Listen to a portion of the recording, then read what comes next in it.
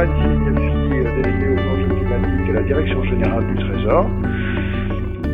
Damien Navizet, adjoint à la directrice de la politique durable de la Caisse des dépôts, et Florent Mangin, secrétaire général adjoint chargé du plan de relance. Merci à vous d'avoir accepté cette invitation, et mes salutations à Michel Leclinch qui a préparé cette table ronde, mais qui n'a pas pu venir pour des raisons sanitaires, et je le remplace donc un peu au pied de l'eau. Nous allons échanger même de manière un peu rapide durant le week-end, et nous démarrons cette table ronde. Alors, quelques mots d'introduction des débats. On a largement parlé aujourd'hui, on connaît le contexte de réchauffement climatique. Les objectifs contenus dans le paquet européen 2030, moins 55% net, la neutralité carbone à l'horizon 2050. Et tout ceci représente, mais nous allons en parler plus largement, un bouleversement important et inéluctable de secteurs entiers de l'économie, transport, industrie, bâtiment, et une modification des comportements de consommation souhaités et des choix lourds pour la production de l'énergie, avec la disparition à terme des énergies fossiles qui, on ne l'entend pas forcément souvent, mais qui aujourd'hui représentent encore 60% de la consommation finale d'énergie en France. Donc, d'ailleurs, si vous n'avez pas lu le rapport du RTE qui est en cours de publication intégrale, mais il y a 60 pages de résumé disponibles, il présente très bien l'ensemble des enjeux énergétiques avec tout un ensemble de scénarios à la fois sur la consommation et sur la production.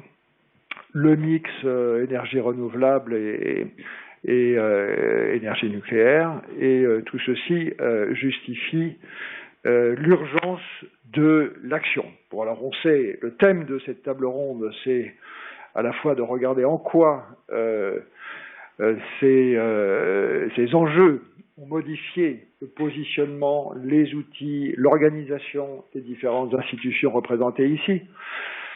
Et dans un deuxième tour de cette table ronde, de voir comment tout ceci peut avoir des effets, parce que nous savons que les freins sont nombreux, que ce soit le souci de compétitivité, de la préservation de l'emploi, les conflits d'usage.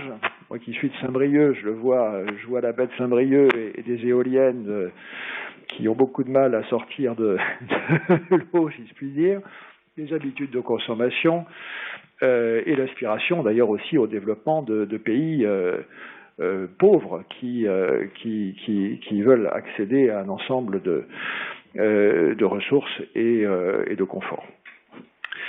Et puis la pénurie de matières stratégiques qui est aussi que l'on commence à voir actuellement pour d'autres raisons. Voilà.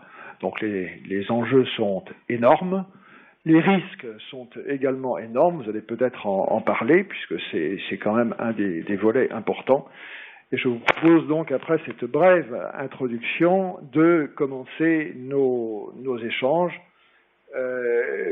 avec ce premier tour de table sur la manière, l'impact que ces enjeux ont eu sur votre positionnement, votre organisation et vos objectifs. Donc je passe la parole peut-être à M.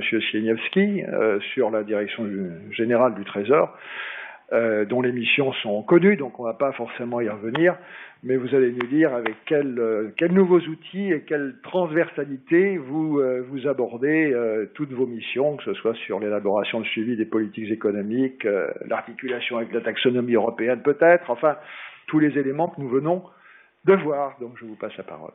Merci beaucoup. Enfin, ce que je peux dire en introduction, tout d'abord, c'est que ce sont des sujets évidemment qui ont beaucoup monté en puissance ces dernières années, qui sont devenus maintenant, qui imprègnent vraiment les travaux de la direction du Trésor dans toutes ses sous-directions, dans toutes ses branches. Le poste que j'occupe, qui est un poste transversal, a été créé il y a maintenant 1 an et demi. Je pense qu'au cours des 5 dernières années, on a sensiblement doublé les effectifs de la direction qui travaille sur ces questions. Donc je dirais qu'on est passé de 3-4 personnes à 7-8. Et ce qui est vraiment intéressant, je trouve, c'est que ce sont des sujets qui occupent encore une fois des métiers très différents de la maison. Le premier métier, c'est l'aide à la conception des politiques économiques au service du ministre. Et c'est une activité qui a été fortement sollicitée ces dernières années, notamment dans le cadre de l'élaboration des plans de relance. Et ce qui est intéressant de noter, c'est tant au niveau national qu'au niveau européen, on a très vite fait la connexion entre l'effort historique d'investissement public pour soutenir l'économie, et en même temps, on a fait la jonction avec la nécessité d'accélérer la transition écologique.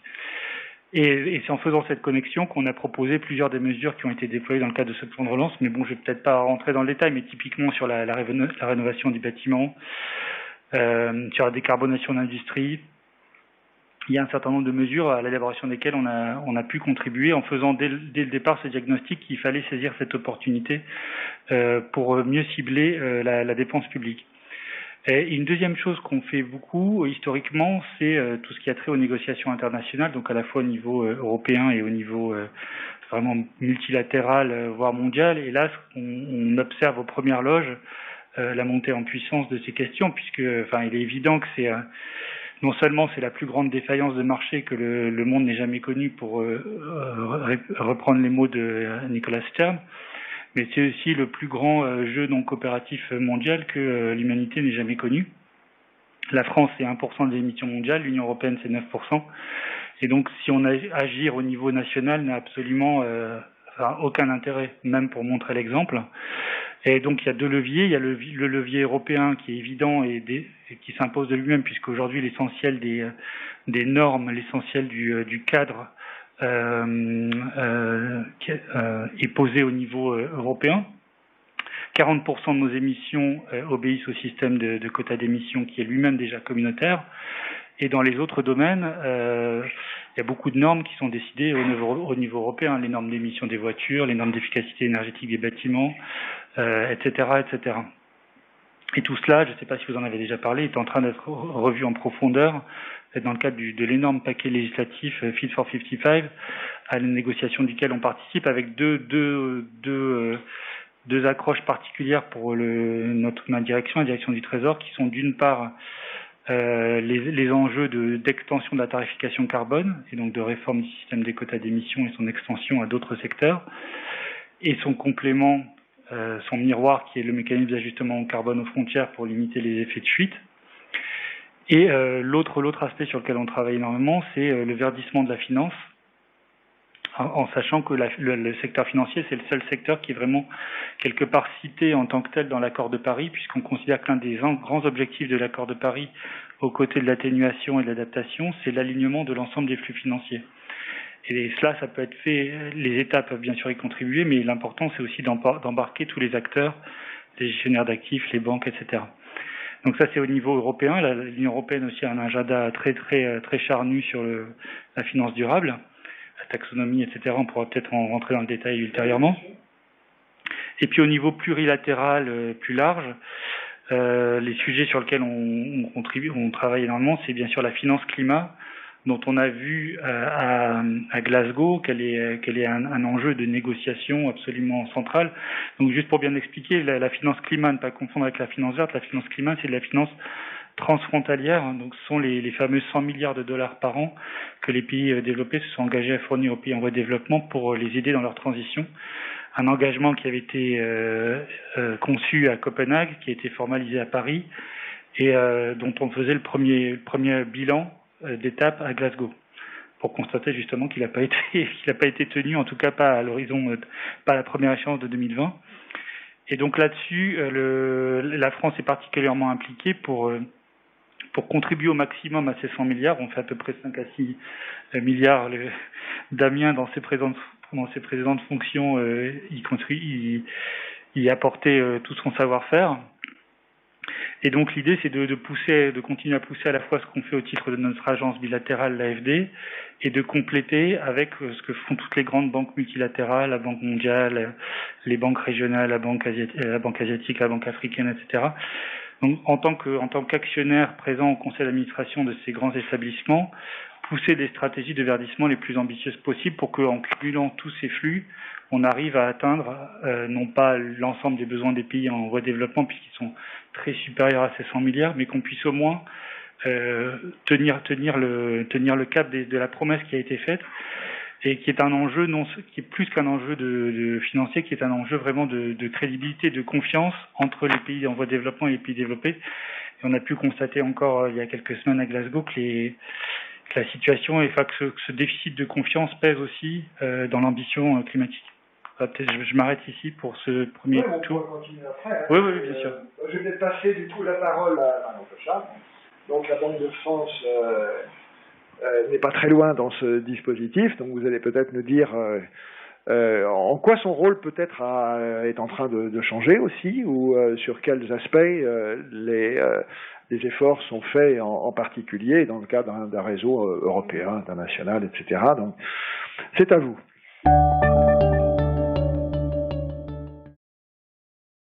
Alors, donc chez nous aussi, donc la question du changement climatique commence à toucher un peu toutes les activités.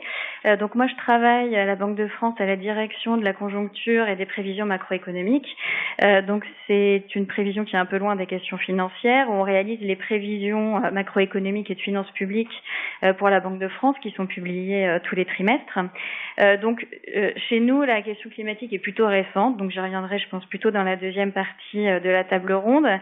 Et donc concernant les actions climatiques de la Banque de France, c'est d'abord, et depuis un certain nombre d'années, au titre de superviseur et de banque centrale que la Banque de France s'est engagée. Et donc parce que, comme vous le mentionniez, le changement climatique accroît considérablement l'ensemble des risques qui vont impacter tous les pans de l'économie et donc la stabilité financière. Donc dans nos modèles et nos projections, on distingue différents types de risques. Donc les risques de transition d'abord, qui sont les risques liés aux actions, aux mesures qui visent à rendre l'économie moins carbonée. Donc ce sont des risques qui vont entraîner des coûts pour tous les agents économiques et donc qui vont affecter l'économie en raison de ces coûts. Ensuite, des risques physiques. Donc, on distingue là les risques physiques chroniques des risques de catastrophes naturelles.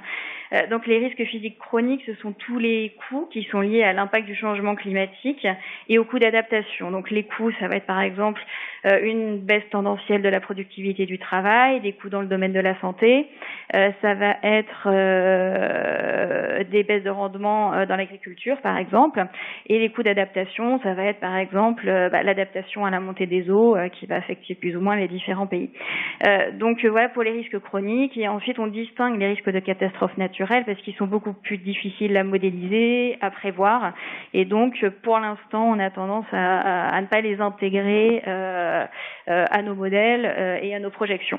Voilà. Donc, on voit bien que l'ensemble de ces risques vont avoir un impact en termes de risques systémiques financiers parce qu'ils vont entraîner des dépréciations d'actifs qui vont affecter tous les bilans des acteurs financiers et la valeur des collatéraux associés aux prêts, et parce qu'on voit aussi que ces risques vont entraîner des défauts dans les secteurs les plus exposés. Et donc tous ces risques physiques et de transition sont porteurs de risques systémiques pour le système financier, et donc c'est à ce titre que la Banque centrale s'y est intéressée depuis un certain nombre d'années. Donc comment agir face à la montée de tous ces risques? La première manière d'agir sur la question, c'est d'évaluer le risque induit par le risque climatique. Donc, à ce titre, la principale action, je pense, de la Banque de France, c'est d'avoir fait partie des membres fondateurs du NGFS. Donc, vous en parliez, des groupes de travail, des communautés. Donc, le NGFS, c'est une communauté de banques centrales et de superviseurs qui s'est réunie sur une base volontaire. Donc, il comptait 8 membres lors de sa création en 2017 et qui en compte une centaine aujourd'hui.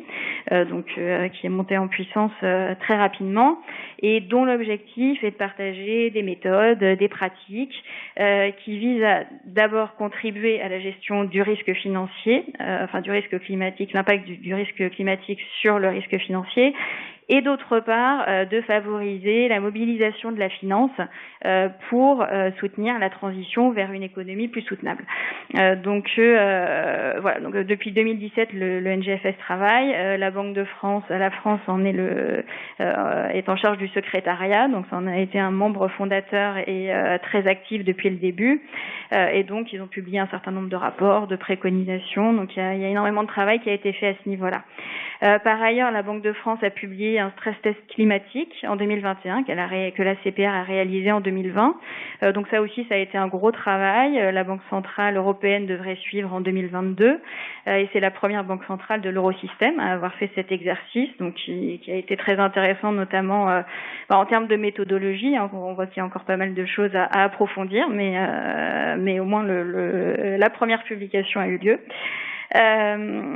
Voilà un petit peu pour les actions de la Banque de France en tant que superviseur, et ensuite en tant que banque centrale.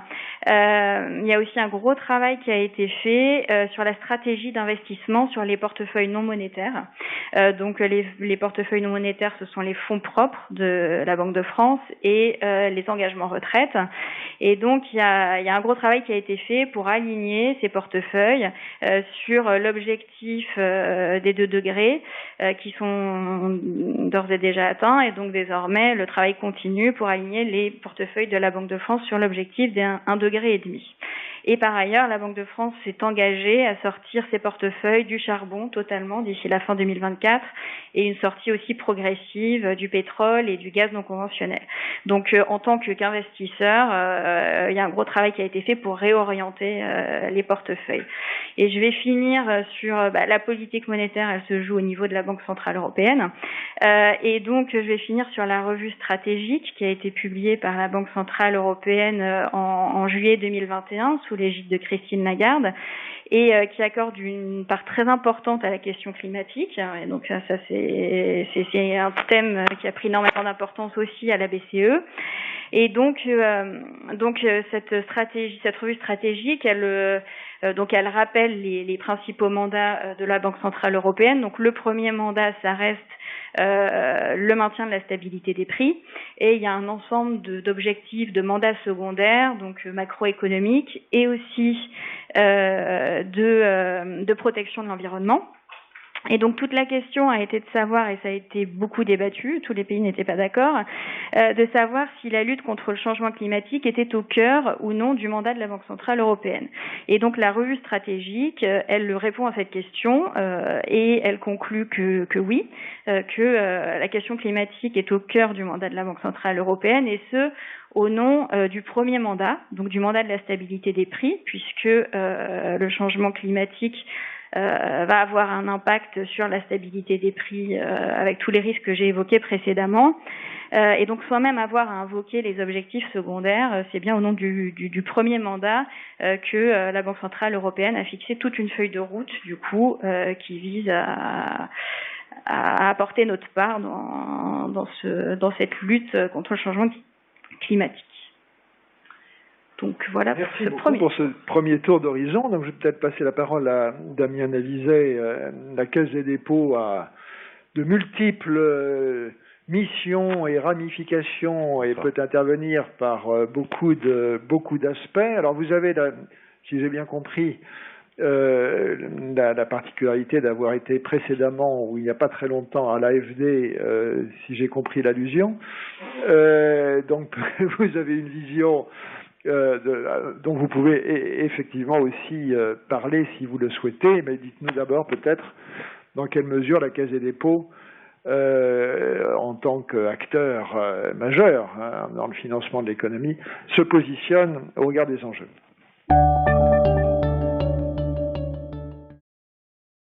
Merci, me voilà démasqué. En tout cas, Je vous remercie de m'avoir invité à ce panel.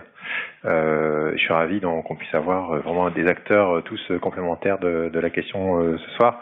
Il faut que je passe une minute pour rappeler ce que c'est que la Caisse des dépôts, parce qu'elle n'a pas vraiment le nom. Caisse des dépôts n'évoque pas vraiment la réalité de ce qu'il y a derrière. La Caisse des dépôts, on est minute. Voilà, c'est un exercice intéressant. Bon, avant toute chose, ce que les gens ont en tête souvent, c'est le fait que la Caisse des dépôts collecte l'épargne des Français et l'investit. C'est vrai, elle investit d'abord en prêtant via la Banque des Territoires pour le logement social et pour les infrastructures au niveau local. Elle a aussi tout un tas de collectes de fonds propres qu'elle investit directement dans des actifs forme actions, obligations, un métier d'investisseur. Ce qui est intéressant, c'est de savoir que le stock, en gros, de prêts pour le logement et pour les collectivités, c'est à peu près 200 milliards d'euros, que le stock d'investissement, c'est aussi à peu près 200 milliards d'euros. Et puis, ça, c'est la Caisse des dépôts, le cœur, si vous voulez, mais il y a aussi beaucoup de filiales. Il y en a une en particulier qu'il faut citer ce soir, c'est la Banque publique d'investissement, BPI-France, filiale à 50% de la Caisse et de l'État. Donc, son mandat à elle, c'est de financer les entreprises du secteur privé. J'ai évalué son stock de financement à peu près 60 milliards d'euros.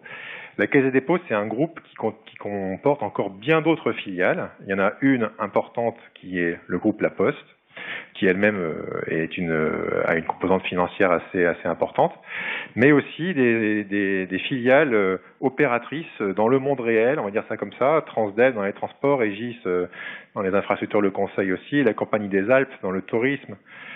Il y en a d'autres. Ce qui est intéressant, c'est que la gouvernance de ce groupe fait que tous les gros dossiers d'investissement de ces filiales remontent pour être validés par la Caisse des dépôts. Et donc, quelque part, il y a une responsabilité, y compris dans le développement durable, de la Caisse des dépôts dans l'action de toutes ces filiales. C'était plus qu'une minute, je suis désolé. En tout cas, pour répondre à la question de la nature et de l'emploi des transformations à la Caisse des dépôts en lien avec la question de la finance verte, je commencerai par vous informer.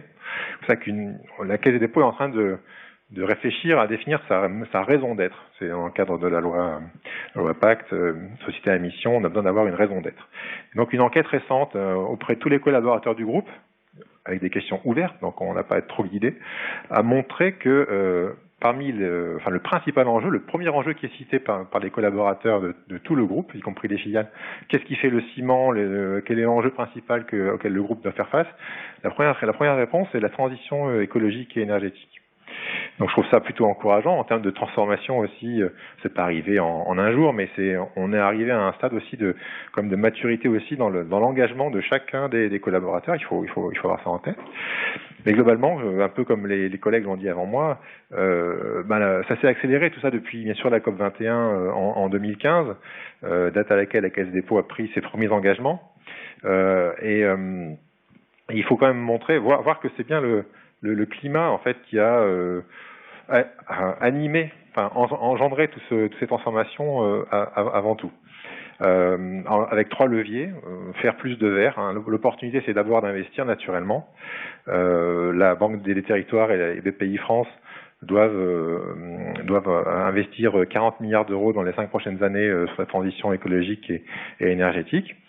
Il y a aussi le fait de faire plus de brun ou de marron ou de noir, je ne sais pas quelle couleur vous utilisez chez vous, pour tout ce qui est néfaste. Et donc là, on en a aussi entendu parler. Politique sur les énergies fossiles, d'exclusion du charbon et des hydrocarbures non conventionnels. Et les étapes à venir, c'est aussi à terme d'exclure tous les hydrocarbures naturellement. Et puis, peut-être le plus important, c'est tout ce qu'il y a en portefeuille, tout ce qui est ni vert ni brun, il faut accompagner leur décarbonation d'ici 2050. Et c'est de loin le challenge le plus important. Je parlais du climat, en fait, vous avez vu, c'est surtout la transition bas carbone qui a été l'objet de ces transformations pour l'instant. Mais ce qui devrait être pris en compte vraiment dans les mois qui viennent, c'est aussi naturellement l'adaptation aux impacts. C'est ça qui forme d'ailleurs le cœur du risque dont on parlait tout à l'heure. Mais aussi la biodiversité. En fait, on se rend compte qu'il y a un risque systémique sur la biodiversité des écosystèmes au moins aussi grand que sur le climat contribuant à éroder la biodiversité. Et puis un autre sujet que je signale aussi, très transformateur, un peu de seconde lame mais très profond, qui est la transition juste. C'est-à-dire en gros comment prendre en compte les effets pas forcément planifiés ou prévus sur les différents corps sociaux de ce qu'on aimerait atteindre en termes de décarbonation pour justement atteindre ces objectifs plus facilement et sans blocage. Je terminerai par dire que vu cette complexité du groupe que j'essaie de vous décrire en moins d'une minute, mais j'ai pas trop réussi, la transformation dont on parle, en fait, elle se décline pour chaque métier. Donc le métier de prêteur, collectivité ou entreprise privée ou le métier d'investisseur, eh ben c'est ces enjeux de faire plus de vert, moins de brun et de décarboner. Ils vont prendre des formes très différentes. Je prends juste un exemple parce que je sens que je prends trop de temps. Par exemple, BPI France a tout un plan climat avec un nombre de chantiers vraiment très très complet et ça va bien sûr de l'intégration de critères environnementaux dans les produits que BPI France propose aux entreprises, mais aussi très important à la formation de tous les collaborateurs, par exemple. Ça c'est et au fait que BPI France, dans son propre fonctionnement au jour le jour, ses consommations d'eau, d'énergie, ses déplacements, aussi cherche à devenir neutre en carbone. La caisse et toutes ses composantes, en fait, qui est important, ça a été aussi dit par la Banque de France, on n'avance pas seul. C'est très important de toujours être au sein de coalitions pour être à l'écoute de ce qui se fait de bien, non seulement au niveau français, Finance for Tomorrow, le groupe pour la finance durable de la place de Paris, mais aussi au niveau international. Et par exemple, la Caisse des dépôts a aidé à fonder une alliance des détenteurs d'actifs, la NZAOA, dont vous avez peut-être entendu parler. Voilà, je m'arrête là, j'étais trop long. Je suis désolé. Merci beaucoup, mais c'est vrai que parler de la Caisse des dépôts en quelques minutes, c'est quand même CDC Biodiversité. On peut saluer Marc Abadi au passage, s'il est derrière son écran. Je vais passer peut-être la parole donc maintenant à Florent Mangin, qui est un acteur particulier dans ce paysage institutionnel. Donc peut-être pourrez-vous nous dire comment donc vous avez un rôle particulier de dépenser 100 milliards le plus vite et le mieux possible, dont 30 milliards si je ne me trompe pas pour la transition. Et donc comment vous vous organisez, quels sont vos liens, votre articulation avec les acteurs institutionnels et votre méthodologie au fond pour le choix des investissements de la dépense de ces 30 milliards.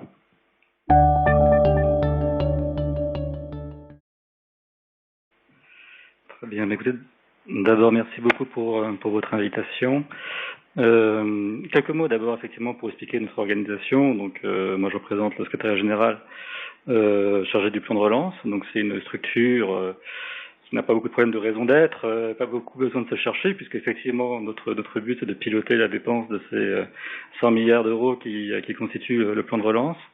Donc on est une structure légère, rattachée à la fois au Premier ministre, parce qu'on a un rôle d'animation interministérielle. Toutes les mesures sont portées par quasiment l'ensemble des ministères qui composent l'État et un certain nombre d'opérateurs, y compris la CDC, dans sa dimension Banque des Territoires, BPI, y compris la DG Trésor également, sur certaines actions, soit relatives au secteur financier, soit au plan export. Donc on a ce rôle interministériel et puis on est également bien sûr attaché au ministère des Finances et de la Relance, puisque Bruno Le Maire est aujourd'hui en titre ministre de la Relance. Donc on est une structure légère, on est une petite dizaine de personnes qui a vocation à accompagner le déploiement et à piloter le déploiement du plan de relance. Donc dans sa dimension nationale, mais aussi de vérifier ou de préparer les échanges avec l'Union européenne, puisque vous savez que sur les 100 milliards, il y a une quarantaine de milliards qui sont financés par l'Union européenne et qu'il faut que l'on justifie régulièrement, chaque année, l'atteinte d'objectifs, de jalons, pour présenter une demande de remboursement à l'Union européenne. Donc tout ceci nous amène effectivement à avoir déployé un système assez précis de pilotage, des outils de pilotage par la donnée notamment du plan de relance, et de suivre en particulier les axes, l'axe écologie, parmi d'autres, du plan de relance. Donc vous savez que sur les 100 milliards, effectivement, il y en a à peu près un tiers qui sont dédiés à l'écologie, un tiers à la compétitivité, et un tiers qui correspond à l'axe cohésion, donc on a des mesures emploi et des mesures territoire. Et pour nous, l'axe écologie est sans doute, est très nourri, et puis politiquement l'un des plus importants. Donc on a pour de piloter, mais aussi de valoriser également en communication, en explication, s'assurer que tous ces dispositifs fonctionnent bien. Donc d'insister sur le contenu écologique du plan de relance, parce que c'est d'abord ce que l'on souhaite mettre en avant. Donc on a un certain nombre de mesures phares qui sont connues. Je vais pas trop détailler, mais entre le bonus écologique, nous on fait un reporting parfois tous les 15 jours, parfois mensuel sur ces mesures.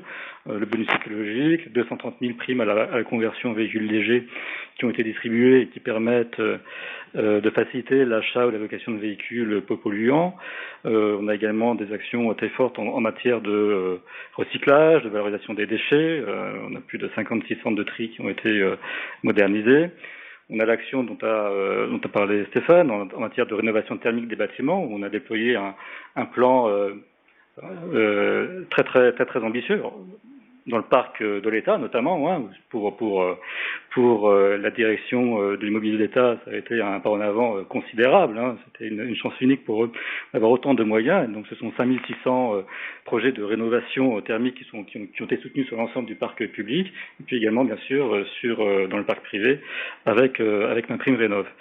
Donc on anime tout ce contenu écologique avec les opérateurs, les ministères concernés. On a un système de reporting qui est assez détaillé, et on fait le lien avec l'international, où le plan français se situe quand même plutôt bien par son contenu écologique par rapport à ses partenaires européens, notamment par exemple en matière de mobilité, où la mobilité verte ou la rénovation énergétique des bâtiments, ça représente 16% du plan français, là où par exemple c'est 11% en Allemagne.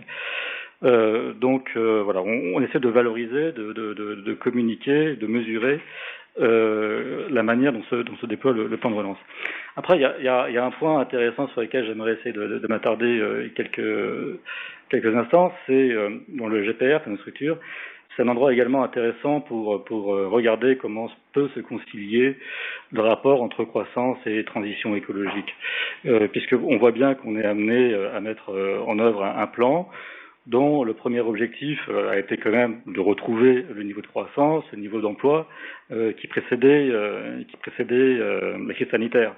Et donc d'après les prévisions de la DG Trésor, effectivement, le plan de relance devait soutenir l'activité à hauteur de 1,5 point de PIB et devait permettre de générer 240 000 emplois. Parallèlement, grâce à cela, il doit permettre de réduire les émissions d'environ 30 millions de tonnes équivalent carbone. Donc, des objectifs très ambitieux. C'est certain que de la manière dont le plan de relance est conçu, une bonne partie du volet demande du plan de relance, qui porte sur des sujets à fort teneur écologique, comme la rénovation des bâtiments ou les mobilités vertes, ont contribué, toujours selon les estimations de la DG Trésor, à une part importante, 75% de la croissance du PIB, en tout cas de l'apport de croissance apporté par le plan de relance. Pour autant, on voit bien que nous, du point de vue GPR, l'objectif écologique, évidemment, il est très très présent, mais dans le pilotage, ce sur quoi on insiste beaucoup, c'est le décaissement rapide des crédits, c'est l'engagement rapide de la dépense, puisque pour nous, c'est un petit peu le nerf de la guerre. On a un objectif d'avoir engagé 70% du plan de relance d'ici la fin de l'année. Et comment fait-on pour à la fois avoir une dépense très très rapide et puis essayer d'avoir un objectif de moyen terme en matière de transition écologique? C'est là que les choses sont assez compliquées, et le rapport Queré, sa première version, qui est intervenu, qui a été remis il y a quelques semaines, signale bien que effectivement, dans la dimension de court terme, le plan de relance a bien réussi. Dans sa dimension de moyen terme, des objectifs comme ceux de la rénovation des bâtiments publics et privés, finalement, c'est pas forcément comme ça qu'on a réussi à toujours financer les projets les plus efficaces et les plus porteurs à moyen terme. Ou notre façon de voir les choses, c'est par exemple, on a une baisse des impôts de production qui vaut les compétitivités. On n'a pas voulu les conditionner à des changements de comportement des entreprises, parce qu'il y a cet objectif, la visite, de soutenir la croissance, et donc on a préféré avoir une évaluation ex ante des mesures du plan de relance pour s'assurer de leur impact positif pour l'écologique. Donc voilà, il y a toujours des choix qui ont été faits de manière à concilier croissance économique et transformation écologique. Et c'est encore plus vrai sur l'impact à long terme.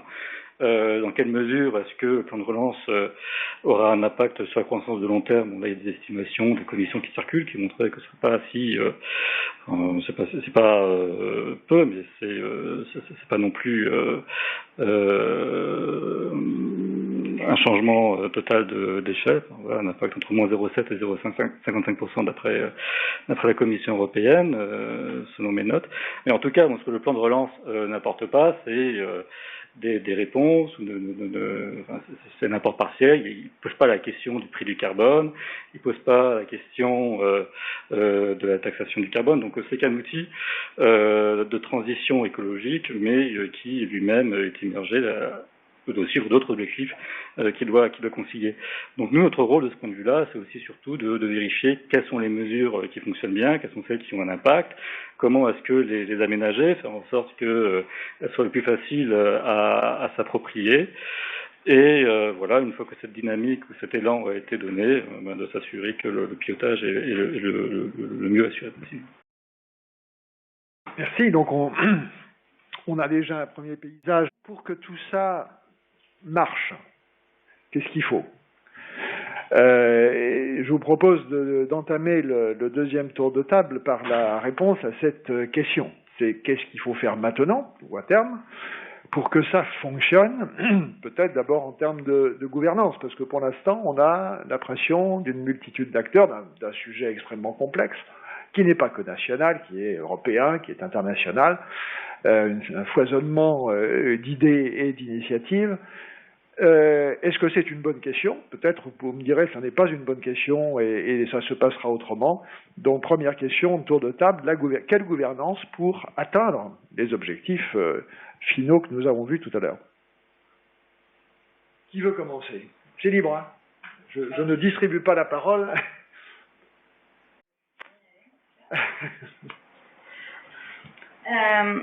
Oui, donc qu'est-ce qu'il faut faire pour que ça marche? Moi, ce qui me vient spontanément, c'est qu'il faut que chacun prenne sa part. Donc j'ai conclu tout à l'heure sur la revue stratégique de la Banque centrale européenne. J'ai mentionné l'ensemble des actions de la Banque de France. La Banque centrale européenne, elle revient. Elle dresse un plan climat qui est composé de 9 actions. Sur les 9 actions, il y en a 7 qui vont dans le sens de ce qui a été fait à la Banque de France. C'est-à-dire dans le sens de la gestion du risque, d'identifier les risques, de publier une meilleure transparence du risque climatique dans le système financier et par ailleurs le financement de la transition. Donc ça va dans le sens de ce que j'ai annoncé tout à l'heure. Donc je pense que le rôle du secteur financier, il est là. Ensuite, il y a 2 autres actions dans la revue stratégique qui nous concernent plus, nous, dans notre travail de prévisionniste et de modélisateur, et donc qui vont concerner les aspects qui reviennent davantage au gouvernement, aux politiques publiques et à la politique budgétaire. Et donc je pense que les banques centrales et le système financier a son travail de gestion de risque à faire et de financement de la transition. Les gouvernements ont leur travail de politique de transition à mener, et donc c'est là-dessus que nous on a commencé à travailler depuis quelque temps. Donc je ne sais pas si je continue aussi. Ouais. Si c'est uniquement une introduction ou si générale du Trésor, si je vous explique un petit peu le débat. Qui est le pilote dans l'avion? Je continue. Du coup. Alors, continue. Donc il y avait deux actions du coup qui concernent davantage la politique budgétaire. La première, c'est qu'à partir de maintenant, on va prendre en compte dans nos prévisions économiques les questions climatiques. Donc, il y a d'abord la Banque centrale européenne qui, pour chaque prévision économique, envoie à l'ensemble des banques centrales nationales des hypothèses techniques. Maintenant, elle nous envoie également des hypothèses d'ETS, donc de prix des quotas. Donc, qui devront être intégrés dans nos prévisions. Et par ailleurs, nous, du côté des prévisions de finances publiques, nous devons leur envoyer la liste de toutes les mesures climatiques qui sont prises dans les différents pays de l'eurosystème. Donc, toutes les mesures dont on a parlé ici du plan de relance, on les identifie, on en fait notre évaluation propre où on récupère les chiffres qui nous sont fournis et on envoie tout ça à la Banque centrale européenne. Donc, ça a été fait pour la première fois dans l'exercice actuel de prévision de décembre 2021. Donc, on a envoyé la semaine dernière à la BCE, donc il est encore sous embargo. Mais ce qu'on peut... Donc, c'est un premier exercice. Il a d'abord fallu se mettre d'accord sur ce qu'était une mesure climat. Donc, on a déjà parlé de taxonomie. C'était pas évident et je pense qu'il y a encore une convergence à mener. Et puis notamment au fur et à mesure de l'exercice de prévision, on avait des mesures compensatoires aux hausses des prix de l'énergie qui tombaient. Donc toute la question était de savoir comment on classifiait par exemple ces mesures-là. Donc on est quand même parvenu à tous envoyer quelque chose, une liste de mesures. Et donc moi il me semble qu'il y avait deux choses. C'est un premier exercice, mais je pense qu'il y a deux choses qui sont intéressantes là-dedans. La première, je pense qu'elle rejoint ce qui a été dit dans la table ronde précédente, c'est qu'on voit qu'il y a une claire réorientation des politiques climatiques de la taxation vers des politiques de dépenses publiques. Donc c'est lié bien sûr au plan de relance, puisque les plans de relance permettent de financer des dépenses publiques, d'investissement, de subventions, etc. Dans tous les pays européens. Mais je pense que c'est lié aussi à la question de l'acceptabilité que craignent tous les gouvernements. Et donc, je pense que c'est lié en partie au plan de relance, mais je pense qu'il y a quand même une incitation, une tendance des gouvernements à réorienter la politique budgétaire de la taxation, donc la taxe carbone, vers la dépense publique. C'est clairement ce qui ressortait. Donc, on fait des prévisions à horizon 2024. Et il se passait quasiment rien au niveau de la taxe carbone.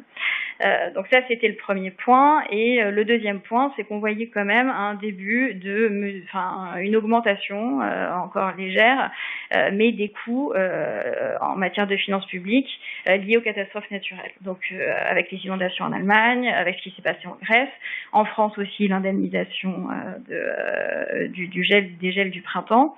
Et donc on voit aussi qu'on a tendance à prendre dans nos modèles les risques physiques comme un risque sur le PIB, sur l'output, donc il va avoir un impact sur les finances publiques via la croissance, mais en réalité, tous ces risques physiques, ils vont probablement être au moins partiellement indemnisés.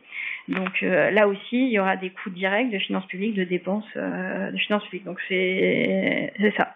Donc c'est un peu ce qui est ressorti de cet exercice-là. Et je ne sais pas si j'enchaîne sur donc des scénarios qui ont été faits. Donc on revient dessus après. Oui, donc côté direction générale du Trésor. Oui, moi je voudrais insister sur deux idées. Alors en commençant par une qui va prolonger ce que tu disais, c'est que on sait que la transition écologique coûtera très très cher. L'ordre de grandeur, c'est à peu près 1 point de PIB d'investissement additionnel par an. Donc d'après I4C, par exemple, il faudrait refaire un plan de relance, en tout cas le volet vert du plan de relance, qui était de l'ordre de 30 milliards sur 2 ans. Et il faudrait le reconduire chaque année à partir de 2023, 15-20 milliards par an d'investissement additionnel. Et donc évidemment, ça veut dire pour nous deux choses. Ça veut dire de renforcer un point d'attention traditionnel qu'on a, qui est celui de l'efficacité de la dépense publique. Et d'autre part, mobiliser tous les instruments, donc pas simplement les subventions, bien sûr, mais la fiscalité, la norme, etc. Et donc, alors sur le premier aspect, on a un certain nombre de rapports qui nous aident, mais c'est vrai qu'on voit que, par exemple, l'ensemble des dispositifs qui sont mis en œuvre pour favoriser le verdissement du parc automobile, pour favoriser les décisions des ménages de rénover leur logement, etc. On a généralement une vision imparfaite ou voire pas d'évaluation du tout de l'efficacité de ces dispositifs. Donc compte tenu des montants en jeu astronomiques qui seront à mobiliser dans les années à venir, on ne peut pas faire l'économie de rechercher la meilleure efficacité coût. Et le deuxième aspect sur la combinaison des outils, donc, de ce point de vue-là, on a une approche quand même très pragmatique dans le cadre de la négociation du paquet Fit for 55 dont je parlais, donc qui est encore une fois, on exclut aucun outil, et au cas par cas, secteur par secteur, action par action, il faut chercher la meilleure combinaison possible, avec une place particulière qui est la tarification carbone, hein, donc il y a un outil qui est absolument plébiscité par tous les économistes. À ceci près que on a pu constater qu'elle a été exclue lors de la première session de la Convention citoyenne pour le climat, par exemple, ou qu'il y a des sondages qui montrent que simplement 20% des Français sont prêts à payer une fiscalité pour le carbone. Et donc là, ça fait le lien avec mon deuxième sujet, qui est celui de l'acceptabilité de la fiscalité environnementale, mais plus largement des politiques climatiques. Et je pense qu'on essaye de le traiter de plusieurs manières, transparence, redevabilité et exemplarité. Alors transparence, tout d'abord, il s'agit tout simplement d'expliquer ce qu'on fait, d'expliquer comment est dépensé l'argent. Et je pense que le budget vert est une étape importante dans cette démarche. Donc je crois que vous avez une session dédiée, hein, donc c'est vraiment une première mondiale. Alors c'est un travail expérimental encore, mais qui participe à cela, et c'est qu'une première étape, puisque le budget vert typiquement vous dit quels montants sont dépensés de manière favorable ou défavorable à l'environnement, mais il ne vous dit pas avec quel impact. Et ça, c'est un second aspect de la redevabilité, où on se rend compte qu'effectivement sur l'évaluation des lois, l'évaluation de la dépense publique, ex ante, ex post, on est encore en retard. C'est un point sur lequel le Haut Conseil au climat nous fait des recommandations année après année. Alors sur l'aspect plan de relance, la commission Queré répond à cette demande, mais il s'agit uniquement de l'évaluation du plan de relance. Donc, c'est quelque chose qu'il faudra sans doute systématiser dans les années à venir. Et sur l'exemplarité, juste un exemple, c'est le cas de le dire, mais on peut vraiment tracer deux droites parallèles entre ce que le ministère des Finances a demandé à la place de Paris en termes de verdissement de ses activités, de décarbonation de ses portefeuilles, et l'action qu'on a engagée pour verdir nos propres instruments d'intervention. Alors ça a commencé un peu plus tôt avec l'APD, mais ça s'est prolongé plus récemment avec les outils de financement export, où la même année, par exemple, on a demandé aux banques de la place d'adopter des stratégies de sortie du charbon, et en PLF, on a voté l'arrêt du soutien au secteur charbon par nos instruments export, qu'on a étendu l'année suivante aux hydrocarbures non conventionnels et qu'on souhaite encore étendre aux hydrocarbures conventionnels, avec une trajectoire qui a déjà été tracée, mais qui va être revue l'année prochaine. Peut-être je m'arrête là, peut-être. D'accord. Alors, on a vu dans la journée, dans les trois tables rondes, les deux tables rondes de ce matin, en tout cas, où étaient présents des représentants de collectivités locales, la région Bretagne, la métropole de Lyon, etc. Bon. On sait que les collectivités territoriales sont en première ligne sur un certain nombre d'ailleurs de dépenses de transition écologique, l'eau, l'assainissement, les déchets, une partie des transports, etc. Et donc sur les conflits d'usage, bien entendu aussi, hein, avec les différentes utilisations de l'espace, évidemment. Donc comment tout ceci, et c'est peut-être je me dirige vers la Caisse des dépôts qui a des ramifications locales, comment est-ce que tout ceci embraye, s'enclenche, se coordonne, s'articule, parce qu'on a un peu l'impression que entre les réflexions État et les réflexions et les problèmes rencontrés par les collectivités territoriales, il y a une sorte de zone floue d'articulation incomplète ou en tout cas améliorée. Est-ce que vous avez une appréciation sur cet aspect des choses? Merci. J'allais effectivement tenter de prendre cette approche-là pour continuer la progression. La semaine dernière, on a eu 3 rapports, donc au niveau national, hein. L'AIE sur la politique énergétique de la France, I4C sur les investissements pour ou contre le climat et puis les 4 scénarios de l'ADEME. C'est très intéressant, ces 4 rapports, ils sont d'accord sur une chose, c'est que ça suffit pas. Qu'on a une stratégie nationale bas carbone dont on va rater les objectifs si on n'accélère pas quelque part. Donc la question que vous posez, elle est essentielle sur comment on fait que ça fonctionne. Et je vais aussi essayer de reprendre un peu d'attention de l'auditoire sur un sujet. Je vais citer le rapport de l'ADEME qui dit, je trouve, que tous ces scénarios sont difficiles, mais ils nécessitent une planification orchestrée associant État, territoire, acteurs économiques et citoyens. Donc effectivement, on a les niveaux que vous disiez, mais il n'y a pas les institutions financières publiques, par exemple. Il n'y a même pas d'ailleurs les banques privées non plus. Il y a effectivement cette zone de flou que vous évoquez. Moi, du point de vue du financeur public, Caisse des dépôts ou même AFD avant, je la percevais comme une sorte d'angle mort du rôle qui est souvent mal décrit des institutions financières publiques qui ne sont pas l'État, et donc qui ne dépensent pas de l'argent budgétaire, mais qui investissent quand même. Donc, dans la gouvernance dont on parle, ne pas oublier ces banques. Alors, j'étais très heureux tout à l'heure de voir les collègues espagnols qui ont ICO, le collègue allemand qui a la KW, le collègue italien qui a la GDP. On en a tous des grosses banques publiques de développement, et leur rôle est peut-être qu'elles sont aussi à l'aise d'être un peu dans l'ombre de temps en temps, mais c'est important de le dire. Et vous mettez le doigt sur les régions. Le rapport de l'AIE disait « L'État doit renforcer son expertise, sa capacité à mobiliser les ressources pour attirer davantage d'investissements privés. Et puis, pour garantir une transition juste, les pouvoirs publics doivent également renforcer leur capacité à travailler avec les régions. » Donc, ce hiatus, semble-t-il, entre le niveau central et le niveau local, entreprise ou collectivité, est aussi pointé du doigt dans les rapports sur l'énergie, en l'occurrence, la semaine dernière.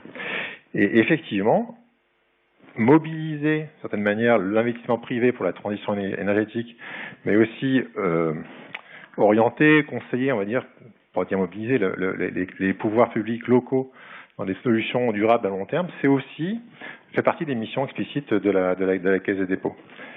Alors, je ne sais pas si on peut parler de gouvernance, parce que la Caisse des dépôts ne dépend pas directement de l'État, mais je veux dire directement tout ce qui est politique publique, dicté par l'État, sert de guide à toute l'action de la Caisse des dépôts. Sur les entreprises et les collectivités, là on ne parle pas de mettre en œuvre une incitation de subvention ou quoi que ce soit. C'est vraiment d'orienter les investissements vers des technologies ou vers aussi des méthodes d'instruction et de planification qui prennent en compte le développement durable. Donc je voulais quand même un petit peu représenter ce rôle-là pendant ce panel. Et puis Stéphane l'a très bien dit, il y a une sorte il parlait de droite parallèle, moi j'avais tendance à évoquer, on se tient par la barbichette, entre, on va dire, le secteur financier, et je mets la caisse dedans là pour une fois, et l'État. Et c'est très important, c'est-à-dire qu'on doit travailler ensemble, mais quelque part aussi s'auto-inciter. En tout cas, il faut pas avoir en tête un système où l'État réfléchit, pond une politique publique, et puis d'un coup, quelqu'un comme la Caisse des dépôts dit « Ah, c'est ça qu'il faut que je fasse, et je fais », ou on attendrait quelque part. C'est quelque chose de beaucoup plus itératif et en continu qui se produit, et une manière d'illustrer les choses. Depuis le premier Climate Finance Day, la journée du climat de la place de Paris en 2015, il y a eu chaque année des prises d'engagement des acteurs financiers, et on a vu aussi l'effet rétroactif sur la politique publique de l'État, et c'est très important. Donc Bruno Le Maire qui a demandé aux banques de sortir des énergies fossiles. La dernière édition, il a aussi dit qu'ils allaient renforcer la politique publique sur l'export, sur les énergies fossiles, et ça c'est absolument crucial. Je rajoute une idée, puis après je laisse la parole. En plus, il faut que cette gouvernance que vous décrivez, ou la politique publique, elle soit cohérente. S'il y a une incohérence soit d'ambition, c'est-à-dire que les politiques ne sont pas cohérentes avec l'objectif, finalement ça décrédibilise l'ensemble. Et puis si parmi les politiques publiques, il y en a quelques-unes qui ne sont pas à la page, parce qu'elles ne vont pas assez loin, ou parce qu'elles continuent de financer des choses qu'il ne faut plus financer, ça crée pas l'effet incitatif souhaité, voire même ça crée une sorte de levée de crayon où les acteurs économiques savent pas ce qu'il faut faire quelque part dans l'intervalle. Donc cette cohérence, elle est importante et je pense qu'elle est un peu assurée par le fait qu'on travaille et qu'on se parle au jour le jour. Malgré l'effet un petit peu que vous disiez de... Oui, mais probablement inévitable. Et vu de France Relance, tout ceci vous inspire quoi? J'aurais vous demander aussi, peut-être au moment puisque vous êtes en train de mettre en place ces financements, quelles sont plus particulièrement les tensions que vous pouvez observer et les blocages ou les freins?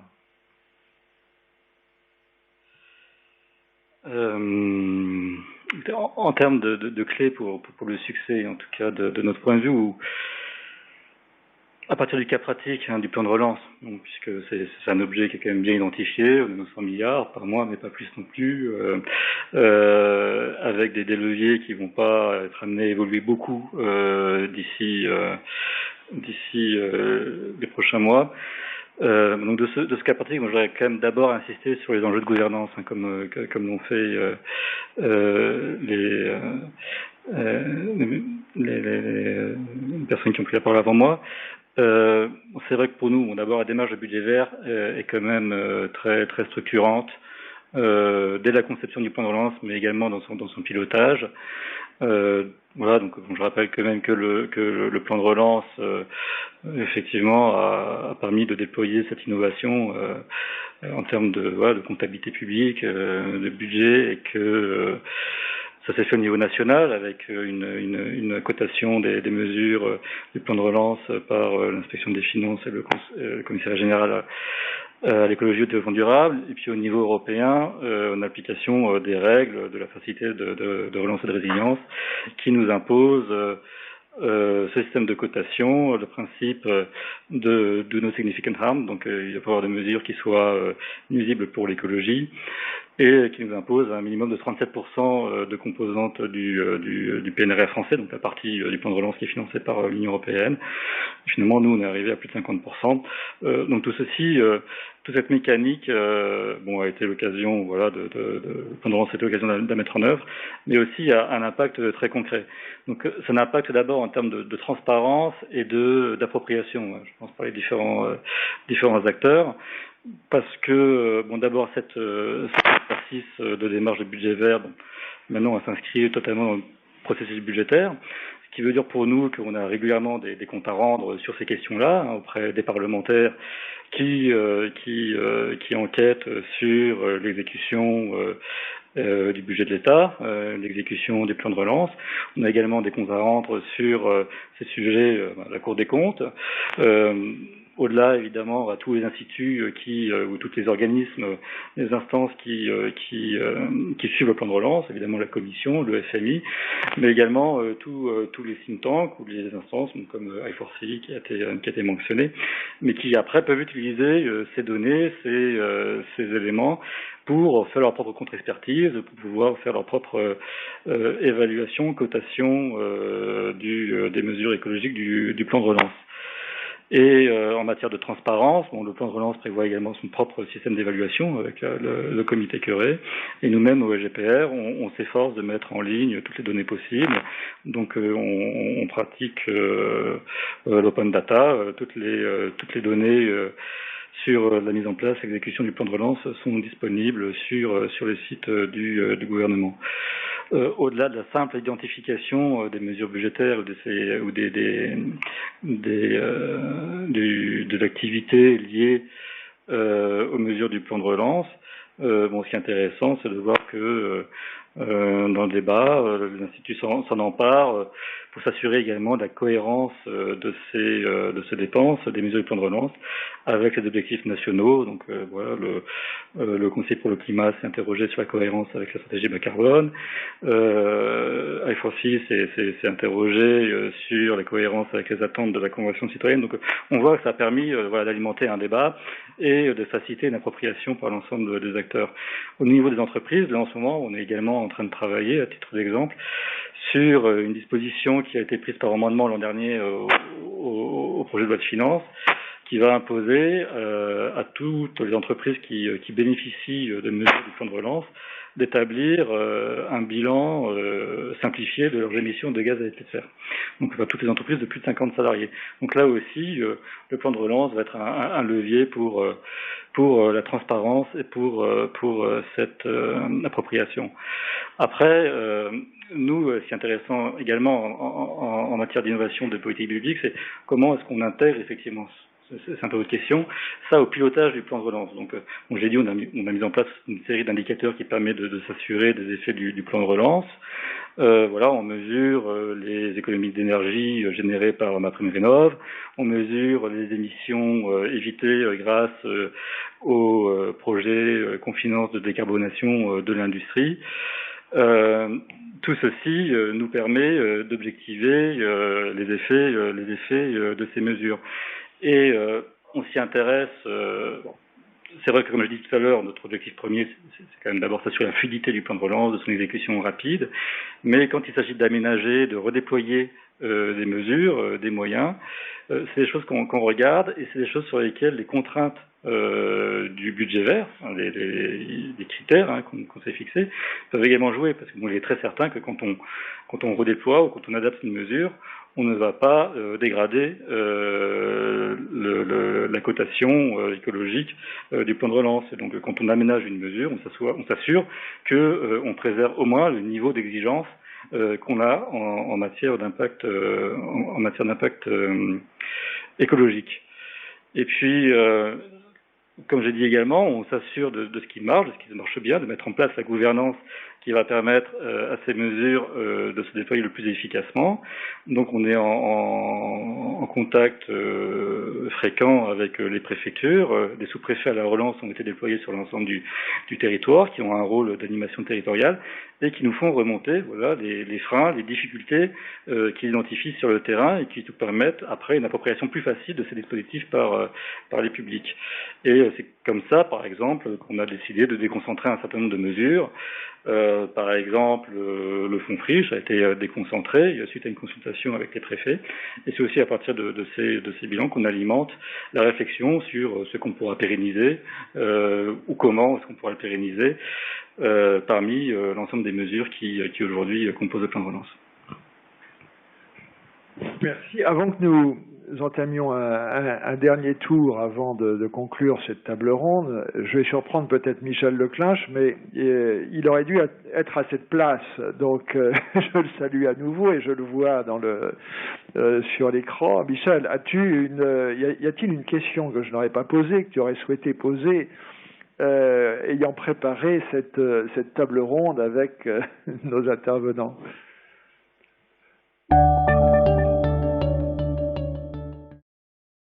A priori, l'essentiel de ce qu'on avait envisagé a été abordé. Moi, je reviens quand même sur ta question à toi, Jean-Yves, c'est celle des freins. Je crois que ce serait intéressant que nos invités qui sont en contact avec les acteurs sociaux puissent nous dire qu'est-ce qui coince, comment faire accélérer les choses, non pas du point de vue administratif cette fois, mais du point de vue de la société, des acteurs, des entreprises, des collectivités. Eh bien, merci Michel. Je vous propose qu'on fasse notre dernier tour d'intervention sur ce sujet. Qu'est-ce qui coince? Alors, on pourrait dire quels sont à votre avis, les risques les plus importants de non-réalisation de la trajectoire souhaitée. Quels sont les principaux freins dans ceux que j'ai pu évoquer aussi en introduction de cette table ronde. Alors, je crains que ça finisse notre table ronde sur une des notes pessimistes, mais ça me semble important d'identifier ces risques et ces freins pour la suite de l'action. Alors, à vous. Alors, je pense que le principal frein, celui dont on a déjà parlé, dont j'ai déjà entendu parler dans les tables rondes ce matin, je pense que c'est vraiment la question de l'acceptabilité. Et c'est ça qui coince. Et on voit qu'effectivement, quand on interroge les gens, Ils sont tout à fait favorables à des mesures en dépenses, en subventions, y compris de réglementation, parce que la réglementation, c'est du coût caché, dont les agents n'ont pas tous conscience. Mais par contre, il y a un vrai frein au niveau de la taxation et donc de la taxe carbone, c'est ce que j'évoquais précédemment. Donc je pense que ça coince à cet endroit-là, et je pense que c'est ce que tu disais tout à l'heure. Il y a vraiment un travail de pédagogie, de transparence et de visibilité. Que nous, à la Banque de France, avec notre jargon, on appelle Forward Guidance climatique, à savoir annoncer pour permettre aux agents d'avoir une vision de long terme des politiques climatiques qui vont être menées pour qu'ils puissent adapter leur comportement de manière adaptée. Je pense qu'il y a vraiment une question c'est une question démocratique aussi, il y a une question de visibilité à donner, il y a un mix de que j'évoquais aussi tout à l'heure. Dans tous nos modèles, nous, les économistes, on utilise des taxes carbone, mais il y a tout un tas d'instruments de politique climatique. Donc, je pense qu'il y a vraiment à trouver un mix qui soit le plus acceptable possible, le plus efficace possible, le plus équitable possible, parce que derrière un mix de politique économique, il y a, donc comme tu le disais, moi, les chiffres que j'avais en tête, c'est plutôt 2 à 3 points de PIB par an en plus à mettre dans la transition climatique.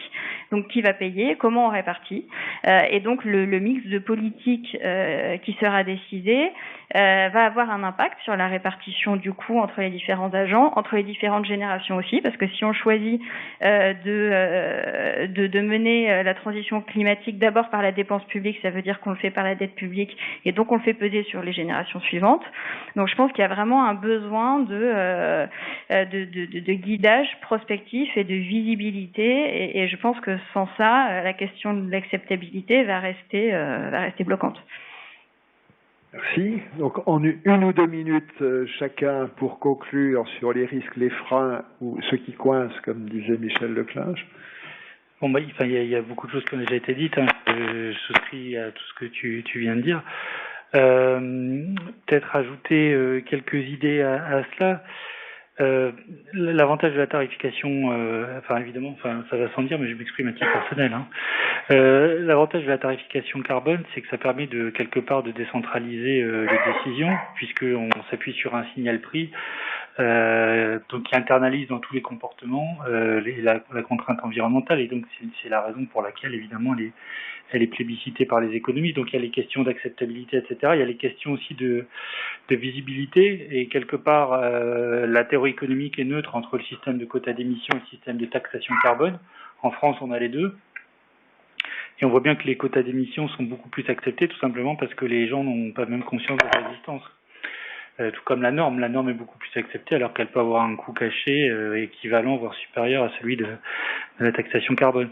Et ça permet de toucher à un autre sujet dont je pense qu'on n'a pas parlé, c'est celui de l'équité aussi internationale. Puisque le sujet qu'on a devant nous pour remplir les objectifs de moins 55% en 2030 qui sont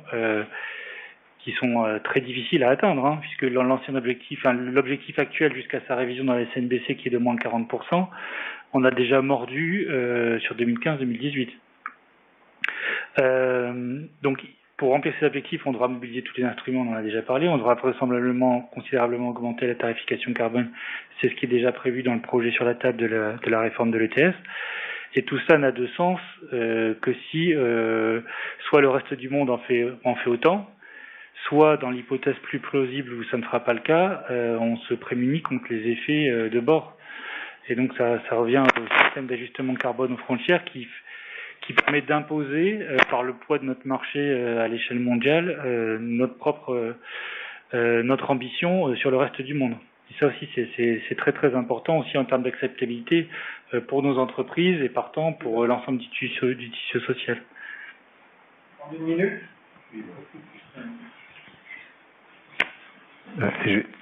Je vais commencer par appuyer un point qu'a dit Stéphane, et dans la perspective éventuellement d'une publication suite à ce colloque.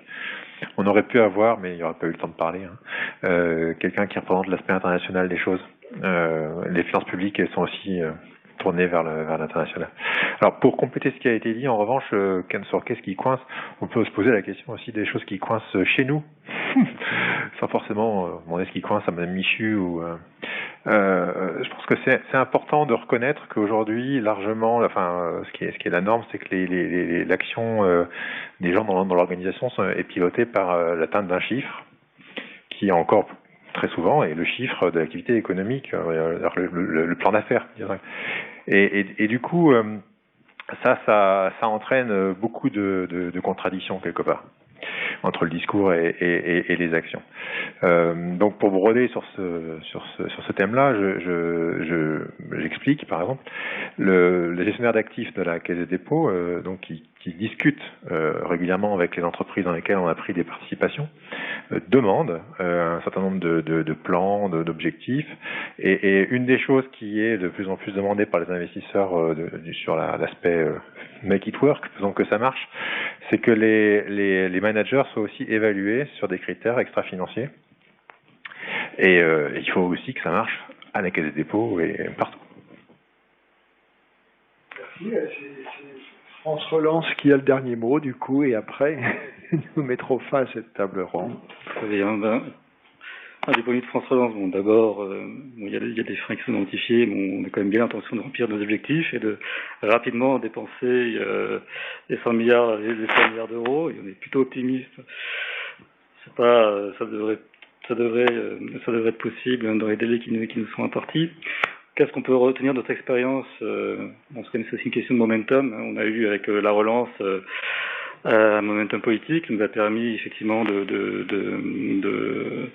lancer ce plan et de mettre beaucoup de moyens sur la transition écologique, hein, comme je l'ai dit, sur la rénovation du parc public par exemple, sur les moyens qui ont été délégué à l'ADEME, c'était considérable, vraiment considérable par rapport à ce qui avait été connu jusqu'ici.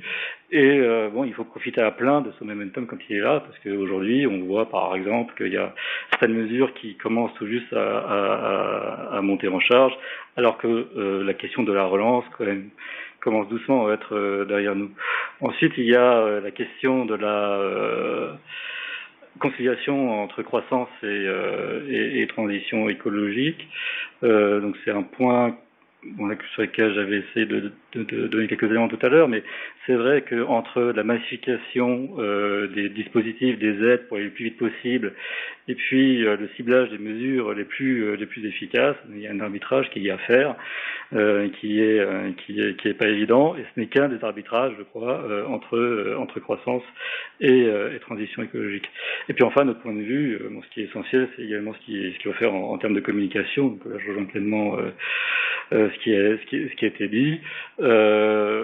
On a besoin que les bénéficiaires s'emparent de ces mesures, tous les bénéficiaires, que ce soit les entreprises, les particuliers, mais également les collectivités locales. Hein. On est obligé de créer un dialogue on doit créer un dialogue avec les collectivités locales pour réussir la mise en œuvre de toutes les mesures, et voilà, toutes n'ont pas l'ingénierie administrative suffisante pour pouvoir s'en emparer. On dialogue également bien sûr avec tous les opérateurs, avec tous nos partenaires, et voilà, c'est absolument essentiel pour nous qu'il y ait de la visibilité qui soit apportée à ces dispositifs, que l'information soit là, même si aujourd'hui, bon, dans le contexte électoral, on ne peut pas communiquer comme on le veut, mais qu'au moins l'information soit présente pour que soit là, soit disponible pour que chacun puisse s'en emparer. Eh bien, merci beaucoup à vous quatre pour ce tour d'horizon, qui n'épuise pas le sujet, bien entendu, mais ça n'était pas forcément l'ambition. Et nous allons poursuivre nos travaux. Donc, tous ces débats de l'ensemble de la journée ont été enregistrés, seront mis en ligne, et la rédaction de la revue Gestion et Finances Publiques a encore beaucoup de travail pour valoriser tous les échanges aujourd'hui, parce que ça n'était qu'un début en ce sens, puisqu'nous aurons un numéro spécial dans le courant de l'année 2022 pour valoriser tout cela. Et il y aura des suites. Alors, merci encore, et nous allons arriver à la conclusion avec Jean Pisani-Ferry.